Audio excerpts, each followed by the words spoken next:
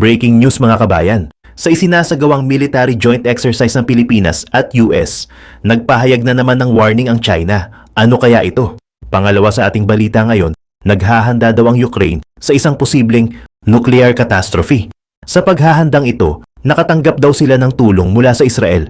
Ano kaya ang tulong na ito? Pangatlo sa ating mga balita ngayon, bunsod ng mataas na tariffs ng US, napag-alaman daw ng South Korea na nagsagawa daw ang ilang mga foreign countries ng illegal na hakbang kung saan pinapalabas daw nila na ang kanilang mga produkto ay gawa sa Korea. Panghuli sa mga balita ngayon, tila nagsisimula na umanong bumaligtad ang CCP sa pamumuno ni Xi Jinping. Alamin natin ang mga detalye tungkol dito. Bago tayo magumpisa, baka pwede pa like ng video na ito. Malaking bagay na to sa aming mga content creators. Maraming salamat po.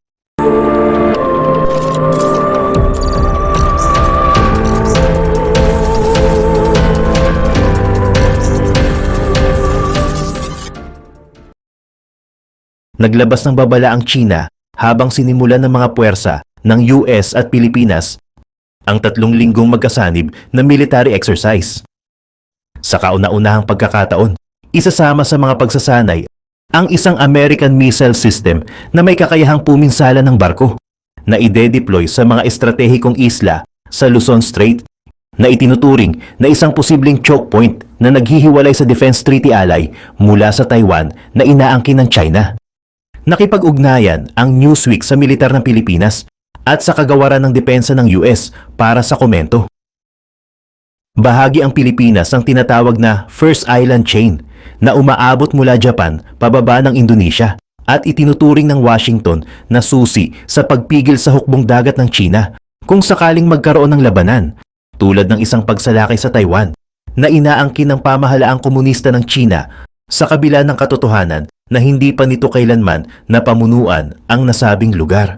Sa kanyang pagbisita sa Maynila, inanunsyo ni US Defense Chief Pete Hegseth na nangakong magpapatuloy ang suporta ng Amerika sa gitna ng pananakop ng komunistang China na ide-deploy ang Navy Marine Expeditionary Ship Interdiction Systems o NEMESIS bilang bahagi ng annual balikatan drills ng US at Pilipinas na tinaguri ang Super Bowl ng mga military exercise dahil sa laki at saklaw nito.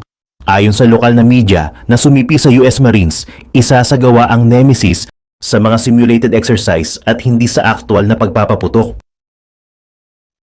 Gayunpaman, layunin nitong mapabuti ang koordinasyon at pagsasanay ng magkakaalyadong puwersa. Ayon sa US 3rd Marine Littoral Regiment, dinadala ang mga missile launcher patungo sa ilang isla ng Batanes na nakaharap sa Taiwan, kung saan nagsimulang gamitin ang nasabing sistema noong nakaraang taon. Sa kasalukuyan, kinakaharap ng pandaigdigang komunidad ang epekto ng unilateralismo, proteksyonismo, pananakot at hegemonya, ayon kay Guo Jiakun, tagapagsalita ng Foreign Ministry ng China noong Lunes, na tumutukoy sa pagsusumikap ni dating Pangulong Donald Trump na makamit ang mas magandang kasunduang pangkalakalan sa pamamagitan ng malawakang presyo laban sa China at iba pang kasosyo. Samantala, sa iba pang mga balita, sa ika-4 na taon ng digmaan nito laban sa Russia, nagsagawa ng mga hakbang ang Ukraine upang paghandaan ang isang nuklear na sakuna sa harap ng mga nuclear power plant na nasa linya ng putukan. At sa tumitinding retorikang nuklear mula sa Moscow, nakakuha ang Kyiv ng access sa isang gamot mula sa Israel na maaaring magligtas ng libu-libong buhay kung sakaling magkaroon ng aksidenteng may kinalaman sa radiation. Ang kumpanyang Israeli na Pluri, isang developer ng placenta-based cell technology, ay lumagda ng kasunduan sa Ukraine upang mag-imbak ng gamot para sa nakamamatay na pagkalason sa radiation gamit ang mga cells na pinalaki mula sa donated placentas. Ang matagal ng digmaan sa pagitan ng Russia at Ukraine ay nagpalaki sa posibilidad ng isang nuclear fallout. Dahil man sa pambobomba ng mga planta ng kuryenteng nuklear o sa pinakamasamang kaso, ang desisyong gumamit ng sandatang nuklear ng Moscow upang wakasan ang digmaan.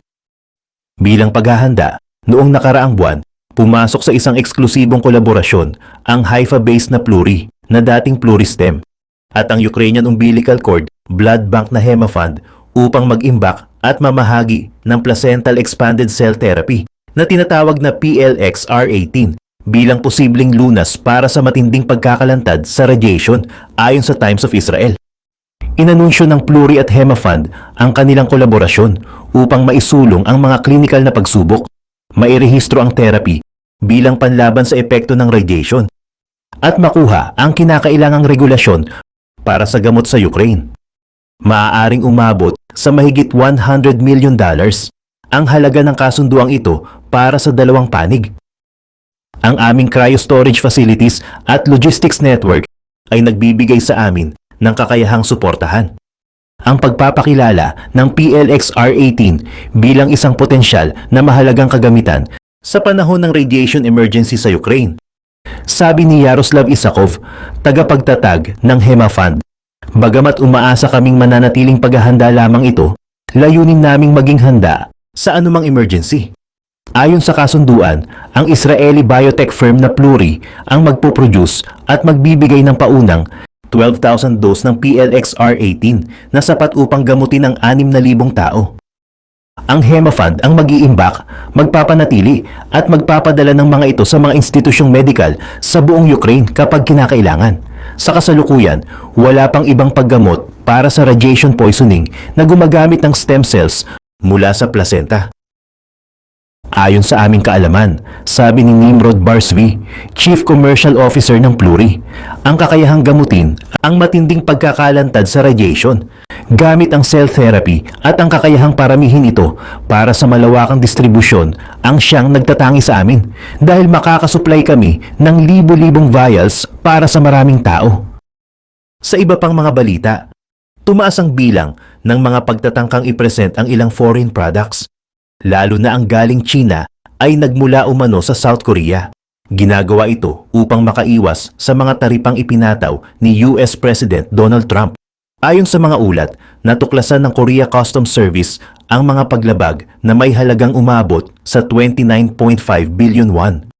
O kung i-convert sa pera natin, ito ay humigit kumulang 1.1 billion pesos sa unang quarter pa lamang ng taon, kung saan 97% ng mga produktong ito ay patungong United States. Ang numerong ito ay halos katumbas na ng kabuuang paglabag na naitala para sa buong taon ng 2024, na umabot sa 34.8 billion won o tinatayang 1.4 billion pesos. Ayon kay Lee Kwang-woo ng Korea Customs Service, tumaas ang mga pagtatangkang itago ang tunay na pinagmulan ng mga produkto noong unang termino ni Trump. Bilang tugon, isinagawa ang pinakahuling investigasyon upang mapigilan ang mga ganitong iligal na aktibidad. Noong Lunes, nakipagpulong ang mga opisyal ng South Korea sa mga kinatawan ng United States upang talakayin ang mga kinakailangang hakbang. Sa isinagawang investigasyon, natuklasan na ang ilang produkto gaya ng cathode materials at surveillance cameras na orihinal na gawa sa China ay ipinalabas na gawang Korea. Ang ilan sa mga produktong ito ay naipadala na, habang ang iba naman ay kasalukuyang nasa mga daungan. Bilang tugon, nagtatag ang Korea Customs Service ng isang task force upang pigilan ang karagdagang illegal na export at ire-refer ang mga lumabag sa mga prosecutor para sa nararapat na legal na aksyon. Sa pagpapatuloy, sa kasalukuyan, nahaharap ang China sa matinding krisis. Maraming manggagawa ang hindi nakakakuha ng sahod, habang ang mga pabrika ay isa-isang nagsasara o nasusunog. Kasabay nito, patuloy ang pagbagsak ng ekonomiya na nagdudulot ng lalong pagtaas ng galit ng mamamayan. Sa gitna ng kaguluhang ito, lumilitaw ang mga ulat ng kaguluhan at pagkakabahabahagi sa loob mismo ng Communist Party of China o CCP. Tila hindi naganap ang kontrol ni Xi Jinping sa pamahalaan at may mga senyales ng internal na tensyon at posibleng coup mula sa mga kapwa niya opisyal. Sa kabila ng imahe ng pagkakaisa na ipinapakita ng pamahalaan ng China, isang matinding tunggalian ang nagaganap sa loob ng CCP. Maraming elitista at dating reformistang leader ang unti-unting bumabatikos kay Xi Jinping. Ayon sa mga ulat, ang mga anak ng ilang dating leader ng partido na sumuporta sa reforma ay nagsisimula ng magpahayag ng hindi pagsang-ayon sa mga polisiya ni Xi Jinping. Ang tunggaliang ito ay hindi lamang usapin ng ideolohiya, kundi isa ring laban para sa kapangyarihan. habang sinisikap ni Xi Jinping na ipakita ang kanyang sarili bilang isang tagapamagitan sa pagitan ng mga makakaliwang taga-suporta ni Mao at ng mga hardliner, mas lalo namang lumalakas ang panawagan ng mga tumutuligsa sa kanyang pamumuno. Dahil sa pressure mula sa loob, napipilitan si Xi Jinping na maglabas ng mga pahayag laban sa Amerika upang ipakitang matatag pa rin ang kanyang pamumuno. Gayunman, ang mga hakbang na ito ay malinaw na indikasyon ng kanyang panghihina. Ang dating estratehiya ng diplomasya ay unti-unti nang napapalitan ng pagbabanta at agresibong retorika laban sa mga bansang nakikipagtulungan sa Estados Unidos. Sa kabuuan, ang panloob na labanan sa loob ng CCP ay nagdudulot ng masalimuot na kalagayan sa pamahalaan ng China. Isang senyales na maaaring magbunga ng mas malalim pang krisis sa mga darating na panahon. Sa gitna ng krisis sa loob ng bansa, lalong pinaiigting ng China ang agresibong retorika nito laban sa mga bansang nakikipagtulungan sa Estados Unidos. Naglabas ito ng babala na magsasagawa ng reciprocal countermeasures laban sa anumang bansa na pumapabor sa US sa usapin ng kalakalan, lalo na kung masasaling ang interes ng China.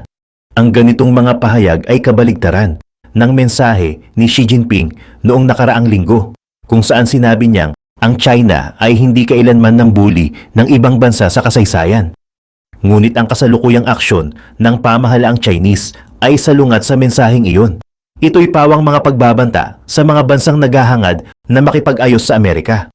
Bukod sa mga rhetorical na banta, binabantayan din ng CCP ang mga nilalaman sa social media upang pigilan ang pagkalat ng mga hinaing ng mga negosyante na nawalan ng kita, bunsod ng pagkawala ng mga order mula sa US. Maging sa labas ng bansa ay sinusubukan ng China na patahimikin ang mga kritiko gamit ang bot farms na nagdo-download at nag-aalis ng mga content laban sa CCP. Sa halip na gamitin ang diplomasya at ugnayang pangkaibigan, pinipili ng China ang taktika ng pananakot. Ang resulta, lalong lumalayo ang ibang bansa sa China at mas pinipiling pumasok sa bilateral na kasunduan sa Estados Unidos. Sa ganitong galaw, lalong nabubuking ang desperasyon ng CCP at unti-unti silang nawawalan ng kakampi sa pandaigdigang entablado. Matapos ipataw ni dating Pangulong Donald Trump ang malalaking tariffs sa mga produkto ng China noong 2018, gumamit ang mga kumpanyang Chinese ng estratehiya upang makaiwas sa buwis. Sa halip na direktang magpadala ng produkto mula sa China patungong Estados Unidos, inililipat muna ito sa mga third-party na bansa gaya ng Vietnam, Cambodia at Mexico. Sa mga bansang ito, muling nilalagyan ng label ang produkto. Halimbawa, mula sa Made in China ay ginagawang Made in Vietnam bago ito ipadala sa Amerika. Dahil dito, naiiwasan ang pagbabayad ng US tariffs. Ang tawag dito ay transshipment at ayon sa patakaran ng World Trade Organization, ito ay illegal kung walang idinadagdag na halaga sa produkto sa bansa kung saan ito dumaan. Ngunit sa bagong pulisiyang ipinatutupad ng Estados Unidos, pinipigilan na ang ganitong uri ng hakbang. Lahat ng bansang gustong makipag-ayos sa US kaugnay ng tariffs ay kailangang mangakong hindi papayagan ng China na gamitin ang kanilang bansa bilang daanan upang makalusot sa buwis. Mayroong 90 days na palugit para sa negosasyon, kung saan pansamantalang 10% lamang ang ipapataw na buwis sa ibang bansa, maliban sa China. Ang ganitong hakbang ay epektibong pinipigil ang estratehiya ng China, kaya't napipilitan itong gumamit ng pagbabanta sa halip na makipag-ayos. Sa halip na makuha ang simpatsya ng ibang bansa, lalo lang nitong pinapatibay ang paniniwala ng mga bansa na mas ligtas makipagkalakalan sa Estados Unidos kaysa sa China. Habang lumalala ang ekonomiya ng China at dumarami ang mga internal na issue, nagiging malinaw na ang mga aksyon ng pamahalaang Chinese ay nagiging mas desperado. Sa halip na maghanap ng mga solusyon sa mga problemang kinakaharap ng bansa tulad ng pagsasara ng mga pabrika at pagtaas ang bilang ng mga walang trabaho, ang China ay nagpapatuloy sa mga hakbang na higit pang nagpapahina sa ekonomiya nito. Isa sa mga malinaw na tanda ng desperasyon ay ang mga banta ng China sa ibang bansa na nakikipag-ugnayan sa Estados Unidos. Ang mga hakbang na ito ay hindi nakatulong upang mapanatili ang mga alyansa, bagkus ay nagresulta sa mas malaking paglayo ng mga bansa mula sa China. Pinapalakas nito ang posisyon ng Estados Unidos. dahil ang mga banta ng China ay nagpapatibay sa argumento ng US na ang pinakamahusay na hakbang upang protektahan ang mga ekonomiya ng ibang bansa ay ang pagtangkilik sa kalakalan sa Amerika at paglaban sa mga agresibong aksyon ng China. Bukod pa rito, ang mga hakbang ng China laban sa mga multinational companies tulad ng pagsasara ng mga pabrika at pagbabawal ng mga foreign airline tulad ng Boeing ay nagpapakita ng kanilang pagkabigo. Maging ang mga desisyon na tila may kinalaman sa estratehiyang pang-ekonomiya ay nagiging sanhi ng pagkaantala ng mga order na nagiging benepisyo pa sa ibang mga bansa gaya ng India at Malaysia. Sa halip na palakasin ang kanilang ekonomiya, ang mga hakbang na ito ay nagpapakita ng mga palatandaan ng isang bansa na nauubos na ang mga opsyon at patuloy na humihirang ng mga desisyon na higit pang nagpapalala sa kanilang kalagayan. Sa pangkalahatan, ang mga desperadong hakbang ng China ay nagpapakita ng isang pamahalaang nawawala ang direksyon at nagiging sanhi ng mas malawak na krisis na hindi lamang nakakaapekto sa kanilang mga mamamayan kundi pati na rin sa kanilang kalakalan at ugnayan sa ibang bansa. Habang nagpapatuloy ang mga tensyon at digmaang pang-ekonomiya, unti-unti ring bumabagsak ang ekonomiya ng China. Ayon sa mga ulat, halos 30% ng mga produkto na inaangkat ng Estados Unidos ay nagmula, direkta o hindi direkta, sa China. Ang mga kalakal na ito ay nagpupondo sa mga pabrika ng China, nagbabayad ng sahod sa mga manggagawa, at nagpapalago ng kita ng pamahalaan sa pamamagitan ng buwis. Ngunit sa kabila ng mga ulat na nagpapakita ng paglago ng ekonomiya, gaya ng 5.4% na pagtaas sa GDP, lumilitaw na may hindi pagkakatugma sa mga bilang na ipinapakita ng gobyerno. Habang sinasabi ng pamahalaan na lumago ang ekonomiya, nagpakita naman ang mga opisyal na ulat ng pagbaba ng 3.5% sa kita mula sa buwis. Ang hindi pagkakatugma ng mga datos na ito ay nagpapakita ng posibleng manipulasyon ng mga numero upang mapanatili ang imahe ng pamahalaan sa mata ng sambayanan at ng buong mundo. Ang kasalukuyang kalagayan ng China ay isang malupit na paalala ng mga epekto ng mga polisiya at aksyon na nagmumula sa pamahalaan ng CCP, lalo na sa ilalim ng pamumuno ni Xi Jinping. Mula sa mga internal na tensyon at paghihirap ng mamamayan hanggang sa mga banta at retorika ng bansa laban sa mga international na kasunduan, makikita natin ang isang bansa na unti-unting nagbabalikwas mula sa loob at labas. Ang mga paghihirap sa ekonomiya ng China at ang patuloy na pagbulusok nito ay hindi maikakaila at nagiging sanhi ng malalaking pagbabago sa kanilang kalakaran sa pandaigdigang kalakalan. Ang mga hakbang ng China upang iwasan ang mga tariffs at ang paggamit ng mga third-party na bansa ay nagpapakita ng isang desperadong tugon sa mga pressure na dulot ng pandaigdigang ekonomiya at ang mga hakbang ng Estados Unidos. Subalit, sa kabila ng kanilang mga pagtatangkang magsinungaling at manipulahin ang mga datos, ang mga hindi pagkakapare-pareho sa kanilang mga polisiya ay nagiging isang malaking kahinaan. Ang mga banta at agresibong retorika ni Xi Jinping laban sa mga bansang nakikipagkasundo sa Estados Unidos ay nagpapakita ng kanilang hindi pagkakatiwala sa ibang mga bansa at ang kanilang pagkahulog sa isang pamumunong mas nakatuon sa pagpapalakas ng imahe at kapangyarihan kaysa sa tunay na kapakanan ng kanilang mamamayan. Ang hypocrisy at propaganda ng China ay nagiging isang double-edged sword na hindi lamang nagpapahina sa kanilang relasyon sa ibang mga bansa, kundi nagpapakita rin ng isang pamahalaan na handang magbanta at magmanipula upang mapanatili ang kanilang kontrol. Sa huli, ang mga hakbang na ginagawa ng China ay nagiging sanhi ng mas matinding pagka-isolate nila sa pandaigdigang komunidad.